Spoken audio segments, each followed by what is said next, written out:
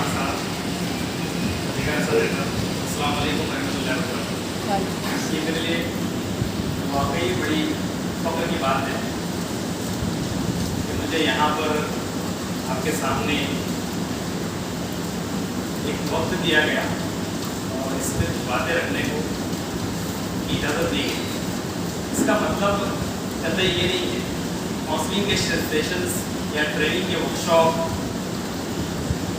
इसका इनेकार करना, आप अपने जहन को थोड़ा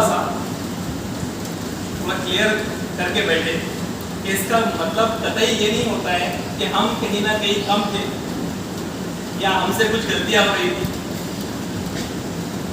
या हमारी ये गलतियों को निशानदेही रखकर इस तरीके का इंतज़ाम किया गया है या किसी बाहर वाले को बुलाकर ये बातें हम तक पहुंचाने का ऐसा कुछ इंटेंशन है, ये कतई नहीं होता है।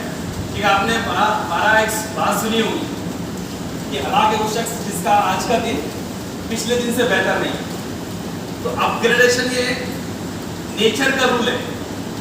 इसमें हमारे जैसा इंसान 10, 12 साल, 15 साल काम किया हुआ, आप जैसे माशाल्लाह यहाँ पर बेहतरीन से बेहतरीन एक्सपीरियंस वाले लोग मुझे दिख रहे हैं,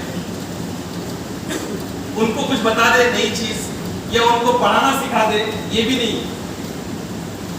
मेरा इंटेंशन यहाँ पर क्लियर है कि मैं यहाँ पर आपको ये भी नहीं बताऊंगा कि आपका सब्जेक्ट कौन सा है। जनरली टीचर्स की ट्रेनिंग या टीचर के साथ में जब मुखातिब हुआ जाता है या कोई भी काउंसलर या कोई भी ट्रेनर जब बात करता है तो बात करते वक्त उसके सब्जेक्ट के ऊपर कहीं ना कहीं घूमता है। और मैं ये अल्लाह से उम्मीद करके आया हूँ कि आप अपने सब्जेक्ट के माहिर हैं, सब्जेक्ट को छेड़ने की जरूरत नहीं। और मेरा पर्सनली ऐसा मानना है कि टीचर को उसका सब्जेक्ट की ट्रेनिंग देना की जरूरत नहीं है, क्योंकि ऑलरेडी उसने अपनी जिंदगी के बेहतरीन अवकाश इस फील्ड में दे दिया। उसको कैसे पढ़ाना है, कैसे डिलीवर करना है, कौन सी बातों को ख्याल में रखना है, कौन सी बातों को दरकिनार करना है, ये सब कुछ उसको ऑलरेडी पता है। लेकिन इसके साथ में कुछ चीजें मैं जो आपके सामने पेश करूंगा वो है सिर्फ और सिर्फ एनालिसिस कि आज के दौर में हो क्या रहा है, आपको पता होना चाहिए।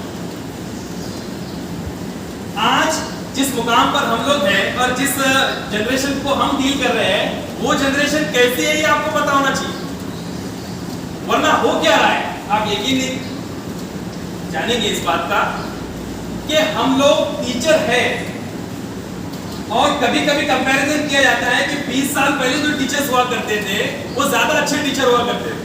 कभी कभी एज ए टीचर हम खुद भी अपने आप से बोलते हैं कि हमारे जो टीचर्स हुआ करते थे वो बहुत ही ज्यादा काबिल हुआ करते थे।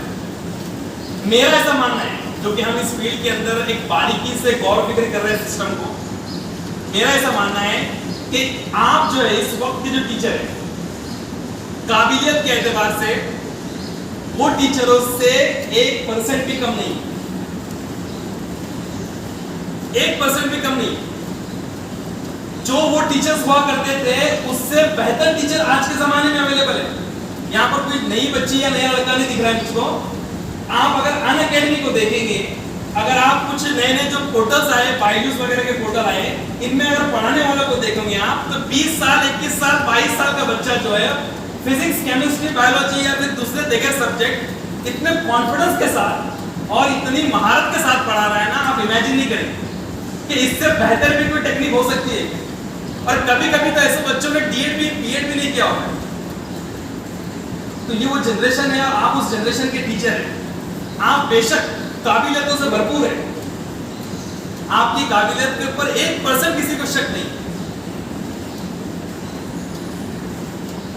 लेकिन दुनिया का दस्तूर है कि तब्दीली और चेंजेस अगर हमारे अंदर नहीं आएंगे या हमारा अगर हम लोग कंपैरिजन किया जाए तो अगर हम उस पानी के जैसे हो जाएंगे, तालाब का पानी चाहे जितना भी गहरा हो, लेकिन अगर वो सेम कंडीशन में अगर रहता है तो उसमें कीड़े पड़ना शुरू हो जाते हैं या बदबू आना शुरू हो जाता है।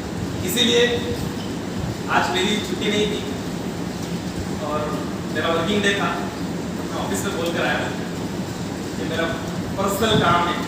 सेखानी साहब ने खुद मुझे 2 बार फोन किया और वहाँ भी बड़े खुलूस के साथ में उन्होंने मुझसे कहा कि मैं आपको अपने स्कूल में बुलाना चाहता हूँ। तो आप ऐसे लोगों की लीडरशिप में काम कर रहे हैं जो आपकी फिक्र करते हैं, जो चाहते हैं कि आपका अपग्रेडेशन हो, जो चाहते हैं कि आप जिस चीज के लिए डिजर्व करते हैं वो चीज आपको मिली। इसलिए मैं उनको मना नहीं कर पाया और मैं आज छुट्टी डालकर आपके सामने यहाँ पर एक, अगर आप ऑब्जर्व करेंगे ना, आपकी काबिलियत को अगर नापने के लिए अगर आप एक पैमाना लगाएंगे आज के दौर में, तो आपको दिखेगा कि एसएससी का रिजल्ट जो है महाराष्ट्र में गुज़िश्ता 5, 7, 8 सालों से ऐसा आ रहा है कि हमको लगता ही नहीं कि कोई बच्चा फेल हो रहा हो। आपकी स्कूल में मुझे उम्मीद है कि 100%, 97, 98% ही आता होगा। ये पहले पॉसिबल था क्या? बच्चे जो टॉप कर रहे हैं उनके मार्क्स आप देखेंगे तो रेयर बच्चों के मार्क्स आपको 80 के नीचे दिखते हैं। बेशुमार बच्चों के मार्क्स 90 आ रहे हैं, 80 आ रहे हैं। मैं इसको निगेटिव वे में नहीं कह रहा हूं कि यहाँ पर मार्क्स ऐसे ही मिल जा रहे हैं, तालीमी निजाम बहुत आसान हो गया। आसान नहीं हो गया, टीचर्स उस तरीके की मेहनत कर रहे हैं, टीचर्स उस तरीके की मेहनत कर रहे हैं। लेकिन उसका एक दूसरा पहलू भी है कि पैरेलल सिस्टम भी बहुत है। पेरेंट्स उतने उजागर नहीं थे पहले जितने अभी हैं। हर बच्चा ट्यूशन जाता है, चाहे वो उर्दू मीडियम में पढ़ता हो या इंग्लिश मीडियम में पढ़ता हो, तो आपको पैरेलल सपोर्ट भी मिल रहा है कोचिंग क्लासेस से। उसका श्रेय कंप्लीटली हमको नहीं जाता है, उनको भी जाता है। दूसरा आप गौर करेंगे कि गुज़िश्ता 5-6 सालों के अंदर 100% लेने वाले बच्चे 125 से 150 के बीच में, 125 से 150 के बीच में ऐसे बच्चे होते हैं जिनको 500 में से 500 मार्क्स मिलते हैं, 100% मिलता है। हमारे जमाने में ये तवक्कुल करना या दुआ करना के लिए भी मना किया जाता था कि पॉसिबल नहीं है 97 की दुआ करो। तो मेरा एक सपना था कि मुझे 97 10th में मिले। 97 के लिए मैंने मेहनत किया, 85 मार्क्स मेरे को मिले। लेकिन इस दौर के अंदर वो चीज मुमकिन हो गई है, वो एक बच्चा नहीं कर रहा है। 150 बच्चे महाराष्ट्र में, 150 बच्चे, आप यकीन नहीं करेंगे 150 बहुत बड़ा अमाउंट है। वो बच्चे जो है 100 में से 100 ले रहे हैं। तो ये बात को आपको दिमाग में रख के चलना पड़ेगा कि हम जो है वो बेहतरीन से बेहतरीन पढ़ा रहे हैं। लेकिन इसके साथ साथ मैं आपको दूसरी बात बताऊं, एक दौर था जहां पर एकेडमिक एक्सीलेंस जो है ना वो एक बड़ा पैरामीटर था, जहां पर 10th में अच्छे मार्क्स मिलकर एमबीबीएस मिला करता था, 12th में अच्छे मार्क्स मिलकर, सॉरी 10th में तो एमबीबीएस नहीं होगा, जब 12th नहीं था तब मिलता था। उसके बाद में 12th के जब मार्क्स के ऊपर अच्छे पद पीसीबी के ऊपर आपको बाकायदा एमबीबीएस मिलता था, कॉम्पिटिटिव एग्जाम्स नहीं हुआ करते थे। मेरे ख्याल से 96, 95 के बाद में कॉम्पिटिटिव एग्जाम शुरू हुए। डिग्रियां, सिर्फ डिग्रियां दिखाने पर, सिर्फ डीएड की डिग्री होने के ऊपर बाकायदा जॉब मिल जाती थी। शायद ही मुझे बताएंगे, आप शाकिर सर बताएंगे कि उनके जमाने के डीएड किए हुए बच्चे कुछ बेरोजगार हैं, जिन आपकी जो बैच में किसी ने डीएड किया होगा या बीएड किया होगा, रेयर ही बच्चे मिलेंगे क्योंकि डिग्री का उतना वकार था। लेकिन जब जमाना चेंज हुआ ना, तो एकेडमिक एक्सीलेंस जो है वो प्राइमरी या प्रायोरिटी नहीं बची, उसके अलावा दूसरी चीजें आ गई। जिन बच्चों से हम लोग डील कर रहे हैं ना, वो बच्चे अब वैसे नहीं रहे जैसे पहले हुआ करते थे कि उनको डांट डपेट दो, उनको मार दो, उनको लकड़ियों से कूट दो, लेकिन तब भी उनके ना माँ बाप कुछ बोलते थे ना बच्चे को कुछ फर्क पड़ता था।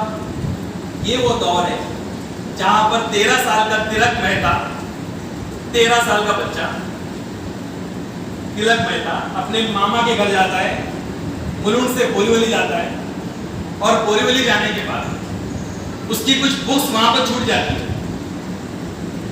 अपने मामा को फोन करता है और मामा को फोन करके कहता है कि मामा मेरी जो बुक्स आपके घर रह गई है आप उसको कुरियर करवा दो। मामा कहते हैं बेटा तेरी बुक की कीमत 70 रुपए, कुरियर करने जाऊंगा 100 रुपए लगेगी और 2 दिन बाद मिलेंगी, तेरा एग्जाम तो कल है। बच्चा सोचता है बंबई में अगर मुझे कुरियर करवाना है तो 100 रुपए लगते हैं और 2 दिन लगते हैं। मैं 2 घंटे में वहां से आ जाता हूँ।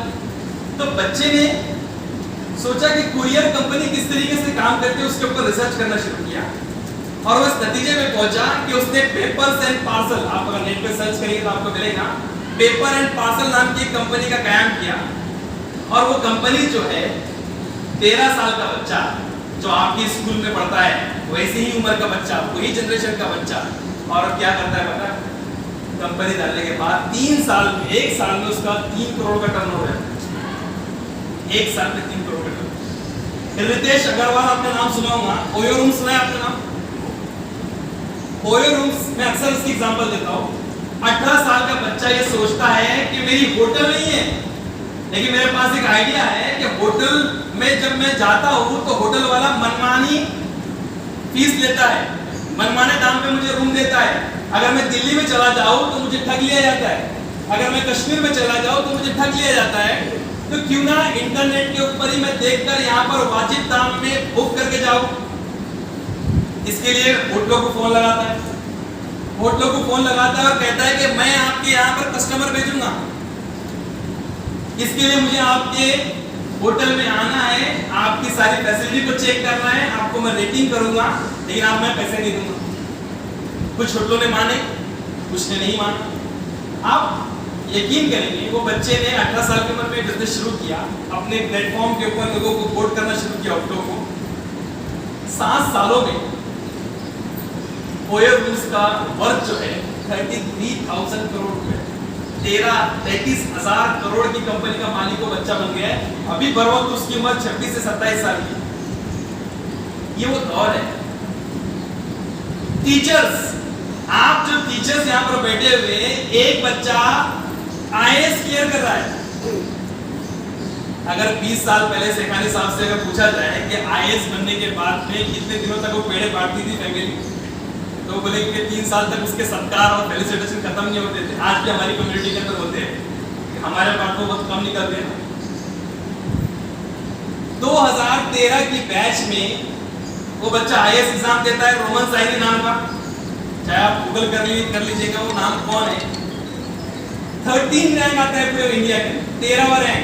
एमबीबीएस किया वो बच्चा 23 साल की उम्र में आईएएस क्लियर करता है। एमबीबीएस करने के बाद एम्स कॉलेज से, और उसके बाद में 1.5 साल में अपनी नौकरी को त्याग कर देता है।